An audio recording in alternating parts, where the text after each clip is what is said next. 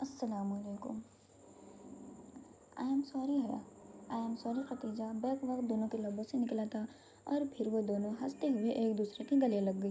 بالآخر اسے یقین آ گیا تھا کہ ہاں وہ واقعی ترکی جا رہی ہے، وہ بھی پورے 5 ماہ کے لیے۔ وہ ترکی جہاں وہ رہتا، وہ جو ہمیشہ سے اس کے دل کے ساتھ رہا تھا۔ ویلکم میو سبان جی، مجھے خوش آمدید کہو اے سبان جی۔ بھائی تو چلے گئے تھے مجھے ڈراپ کر کے، میں آپ کے سیل سے ان کو کال کر لوں کہ وہ مجھے پک کر لے۔ ڈپو میٹل انکلیو سے نکلتے ہوئے ختیجہ نے پریشانی ظاہر کی تو اس نے مسکراتے ہوئے سر جھٹکا۔ نو پرابلم، میں آپ کو ڈراپ کر دوں گی ختیجہ، آپ مجھے ڈی جے اور تم کہہ سکتی ہیں۔ شیور۔ اس نے پارکنگ میں کھڑی گاڑی کا لاک کھولا۔ مجھے جناح سپر تک جانا تھا، یوں نہ کرے کہ کچھ شاپنگ کر لے۔ آپ نے کچھ تو لینا ہوگا ختیجہ۔ اس کی تاکید کے باوجود بھی وہ تکلف ختم نہ کر سکی۔ سویٹرز لینے ہیں، وہاں بس سردی ہوں گی، پھر وہیں چلتے۔ سائن و شور کے بالمقابل چبوترا خالی تھا، مگر دن کے وقت وہ اتنا ویران نہیں لگ رہا تھا جتنا پچھلی رات لگا تھا، اور وہ سر چٹک کر آگے بڑھ گئی۔ اوہ، نیڈل ایمبریشنز پہ سیل لگی ہے، آئے کچھ دیکھ لیتے ہیں۔ وہ کافی دنوں سے سوچ رہی تھی کہ یہاں سے کوئی اچھا شرٹ پیس لے آئے، اور آج تو سیل بھی لگی تھی۔ وہ اور ختیجہ آگے پیچھے شینزے کا دروازہ دھکیل کر اندر داخل ہوئی۔ شاپ کے اندر وہی مخصوص ماحول، ہیٹر کی گرمی اور باہر کی خنکی کا ملا جلا تاثر، زرد سپاٹ لائٹ سے چمکتی چھت اور ہر طرف شوکیس پر پھیلے کڑھائی والے کپڑے۔ وہ مہوسی اسٹینڈ پہ لگے نمونے دیکھتی آہستہ آہستہ قدم بڑھا رہی تھی۔ سامنے ورک ٹیبل تھی جس کے پیچھے کھڑا مستعد سیلز مین اسے دیکھ کر فوراً متوجہ ہوا تھا۔ جی میم، یہ پنک والا دکھائیں جس پر وائٹ ایمبرائڈری ہے۔ اس نے انگلی سے پیچھے رول کیے ہوئے تھان کی طرف اشارہ کیا۔ سیلز مین نے گردن پھیر کر دیکھا۔ میم، یہ میں نے سامنے رکھا ہے، یہ سامنے ہی پڑا ہے۔ وہ اس سے چند فٹ بائیں جانب اشارہ کر رہا تھا جہاں ایک فیملی کھڑی اسی کپڑے کا معائنہ کر رہی تھی۔ اوہ تھینکس۔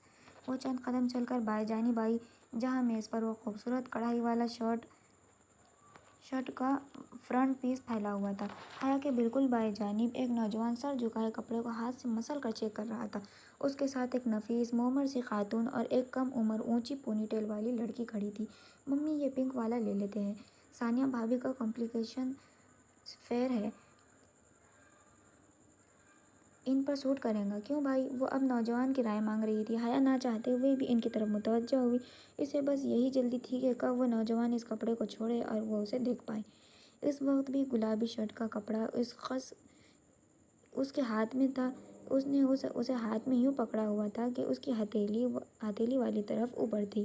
حیا اس کے ہاتھ میں پکڑے کپڑے کو دیکھ رہی تھی۔ دفعتاً اس کی نگاہیں کپڑے سے اس شخص کی کلائی پر پھسلتی گئی۔ وہ بری طرح چونکی۔ اس کی کلائی پر کانٹے کا سرخ گلابی نشان تھا، جیسے جلا ہو یا کوئی برتھ مارک۔ وہ اس کے ساتھ ہی کھڑا تھا، گلابی کپڑے کو ہاتھ میں مسل کر چیک کرتا۔ وہ مکمل طور پر اپنی فیملی کی طرف متوجہ تھا۔ وہ یہاں سے اس کا نیم رخ بھی دیکھ سکتی تھی۔ وہ دراز قد تھا، رنگ صاف، اور آنکھوں پر فریم لیس گلاسز تھے۔ چہرے پر متانت اور سنجیدگی تھی۔ جینز اور جیکٹ میں ملبوس وہ اچھا خاصا اسمارٹ نوجوان تھا۔ حیا نے دوبارہ اس کے ہاتھ کو دیکھا جس میں اس نے کپڑا پکڑ رکھا تھا۔ اسی پل اس کی بہن نے وہ کپڑا نرمی سے اپنی جانب کھینچا۔ گلابی ریشم اس کی ہتھیلی سے پھسل گیا۔ اب اس کی انگلیاں سامنے تھیں جن کی اوپری پوروں کی قدرتی لکیر پہ بھوری سی لکیر پڑی تھی۔ اسے بے اختیار شیشے میں آئی وہ 2 انگلیاں یاد آئیں۔ بہت احتیاط سے اس نے ادھر ادھر دیکھا۔ ختیجہ قدرے فاصلے پر کھڑی ڈمی کا لباس دیکھ رہی تھی۔ آس پاس کوئی اس کے جاننے والا نہیں تھا، یقیناً وہ یہاں تماشا کر سکتی تھی۔ پنکی، اس نے دانستہ قریب کھڑے نوجوان کی طرف چہرہ کر کے بلند آواز سے پکارا۔ وہ اپنی بہن کی سمت دیکھ رہا تھا، اس نے شاید سنا نہیں، البتہ اس کی بہن حیا کو اپنی طرف دیکھتا پا کر کچھ بولتے بولتے رکی۔ پنکی، اس نے ذرا زور سے پکارا۔ کم عمر لڑکی نے ناسمجھی سے اسے دیکھا۔ اس کی والدہ بھی بیٹی کی نگاہ کے تعاقب میں اس کی طرف دیکھنے لگی تھی۔ ان دونوں کے یوں رک کر حیا کو دیکھنے کی وجہ سے اس نوجوان نے بھی گردن موڑی۔ حیا نے دیکھا اس کا چہرہ جھلسا ہوا تھا۔ جھلسنے کا نشان بہت گہرا نہ تھا، بس اتنا کہ آدھا چہرہ صرف گندمی رنگ کا لگتا تو دوسرا حصہ گہرا سانولا۔ پنکی، ڈولی کہاں ہے؟ وہ سینے پر بازو لپیٹے تیکھے انداز میں بولی، اور کیونکہ وہ اس نوجوان کی آنکھوں میں دیکھ کر بولی تھی اس لیے تو وہ ذرا الجھ سا گیا تھا۔ سوری، میں نے پوچھا ہے ڈولی کہاں ہے؟ कौन? मैं समझा नहीं। वो धीमे मगर उलझे हुए लहजे में बोला, अगर आपके दिमाग पर चोट आने की वजह से आपकी याददाश्त खो गई है तो बेफिक्र रहें, मैं आपको याद कराए देती हूँ। डोली आपका वो ख्वाजा दोस्त है जिसके साथ मिलकर आप रोज़ ख्वाजा बने सड़क पर भीख मांग रहे थे। पिंक के नाम बताया था आपने अपना, नहीं? उसकी पेशानी शिकन आलूद हो गई, आंखों में गुस्सा दर आया। ताहम वो ज़रा बर्दाश्त करके बोला, मैडम आपको कोई गलतफहमी हुई है, मैं आपको जानता तक नहीं हूँ, मगर मैं आपको बहुत अच्छे से जानती हूँ। ये आपकी उंगलियों के निशान मेरी गाड़ी के शीशे में फंसने के बाहर ही आए थे ना? मुझे याद है मिस्टर। आप कौन हैं और प्रॉब्लम क्या है आपको? वो लड़की मज़ीद बर्दाश्त नहीं कर सकी थी।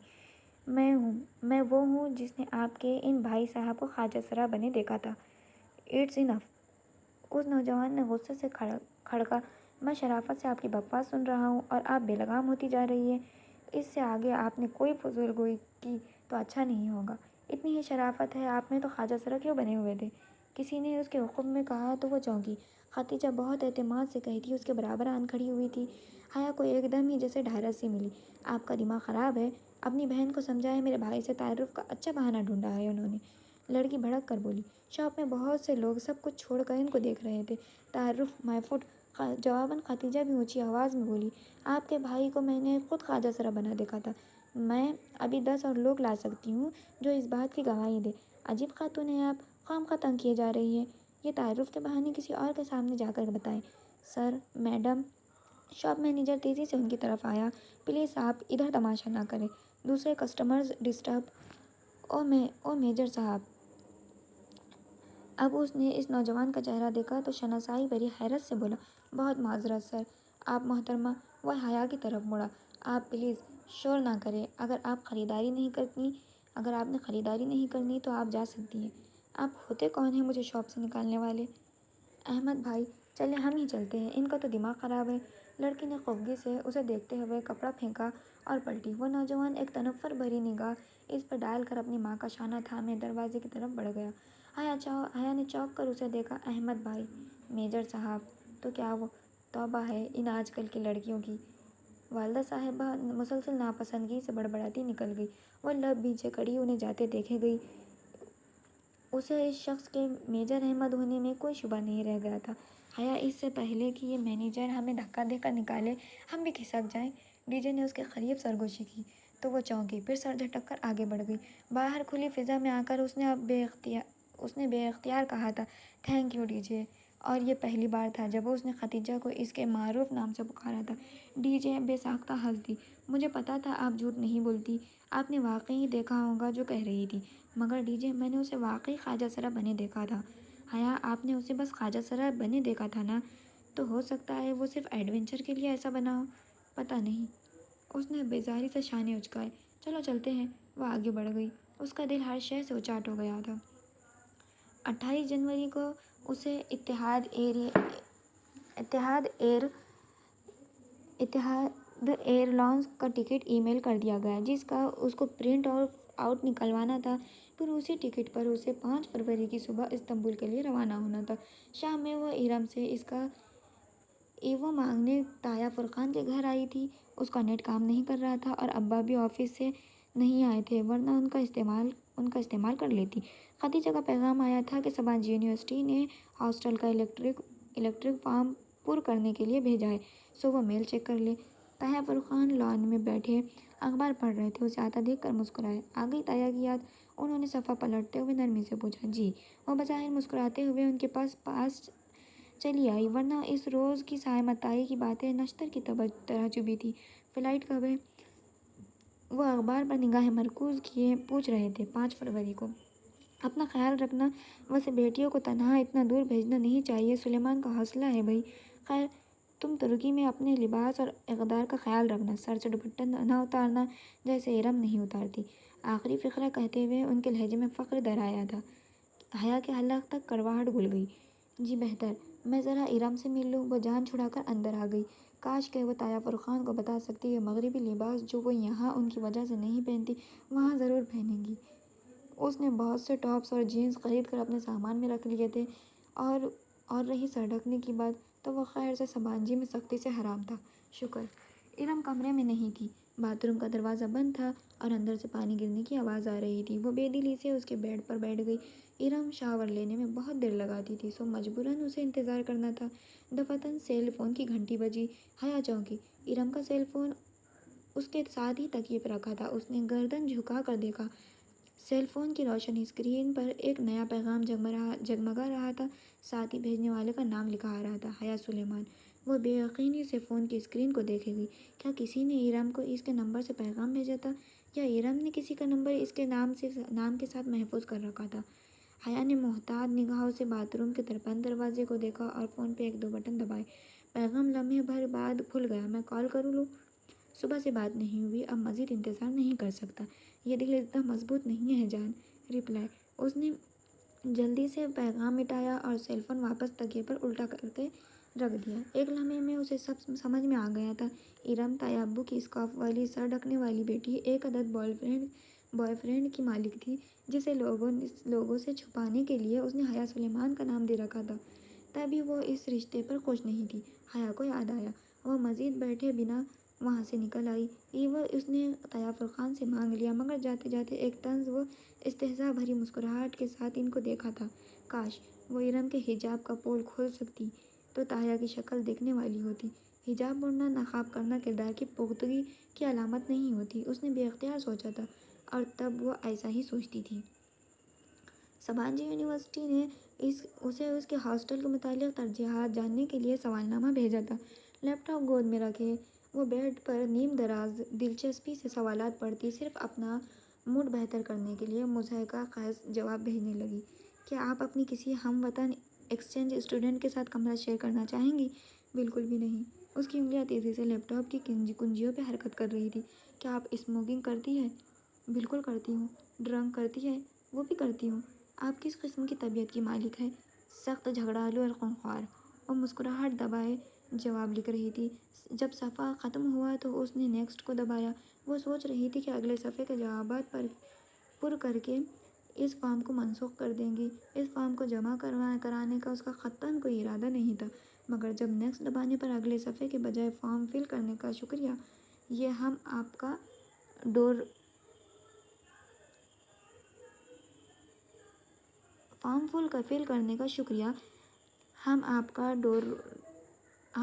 ڈور روم الاٹ کرتے وقت آپ کی دی گئی ترجیحات کا خیال رکھیں گے، لکھا آیا تو اس کی مسکراہٹ غائب ہو گئی۔ لعنت ہو تم سب پر۔ وہ جھنجھلا کر اٹھ بیٹھی اور لیپ ٹاپ ایک طرف رکھا۔ فارم سبانجی کو جا چکا تھا اور اس کا پہلا ہی تاثر کتنا برا پڑا ہوگا وہ جانتی تھی۔ اس کی پیکنگ ابھی مکمل نہیں ہوئی تھی۔ اس نے ایک نگاہ کھلے سوٹ کیس اور بکھری اشیاء پہ ڈالی، پھر کچھ سوچ کر باہر آئی۔ لاؤنج خالی تھا۔ حیا نے ٹیلی فون اسٹینڈ